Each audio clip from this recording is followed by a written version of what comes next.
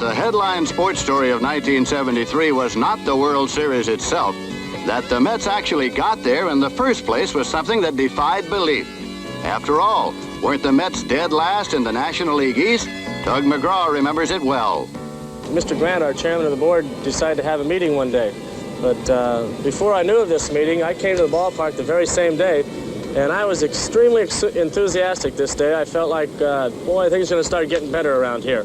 And I had a long conversation with a close friend of mine. We were talking about confidence and believing and momentum and things like this. So I came to the ballpark that day all fired up. I was in extremely good mood.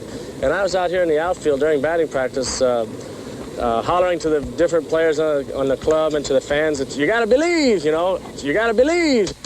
The only missing piece in the Mets mystery puzzle was bullpen ace Tug McGraw. Every time the phone rang throughout the entire season, I always hope it would be me to come into the ball game, and this would be the day that I would come out of my slump, and sooner or later that's what happened. Incredibly enough, Tug McGraw didn't chalk up his first win of the season until August 22nd. But from there on in, Tug was 5-0 with an earned run average of 0.90. This is your part of the game. This is your job, and it's time for you to function right now. And you really do get keyed up for it. It's usually an exciting event because you don't usually come in unless there's a crucial situation. And it's a tremendous relief to see that last ball come into somebody's glove, or to see that ball go into the catcher's glove and strike somebody out, and know that you put out the rally, that you've won the ball game, and that now you can look forward to going in and take a shower and going home and getting out of there, because tomorrow the same thing might happen all over again. And it sure did. McGraw was untouchable, the king of the bullpen once more. On September 19th, 3 innings of shutout relief saved a win for George Stone against the Pirates. And the Mets had closed to within a game and a half of first place. Following an outstanding relief performance from Harry Parker, Yogi asked Tug McGraw to lock it up.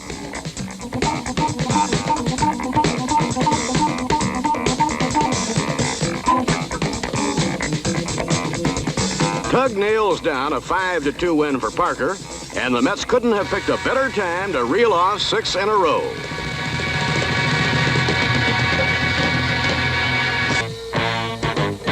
Yogi Berra calls on Tug McGraw to do it one more time.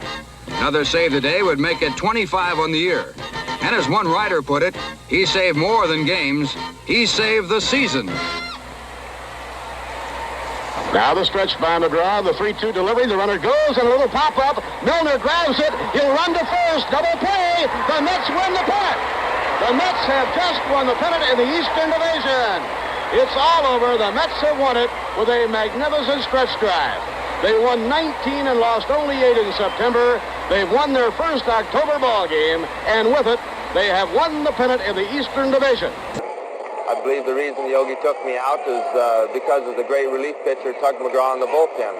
He's proven time after time that he can come in and bail us starters out of tight jams, and he was certainly a guy to rely on at that moment.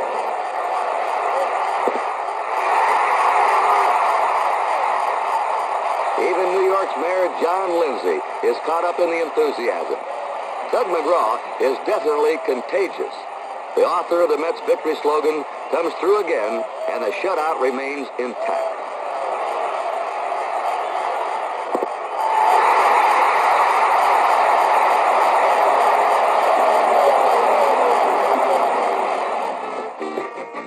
McGraw gets the sign, goes into the motion. Here's the 2-strike pitch. Swung on, hit on the ground toward first.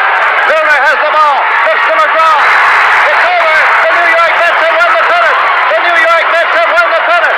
The New York Mets have won the pennant, and this is a wild scene.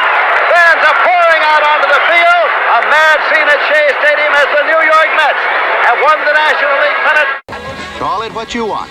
The most spectacular comeback in baseball history, another miracle, or a fantastic performance by a team that exemplified courage.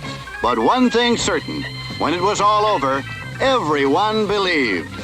With the pennant flag flying over Shea, it's on to the future. And you gotta believe more in '74.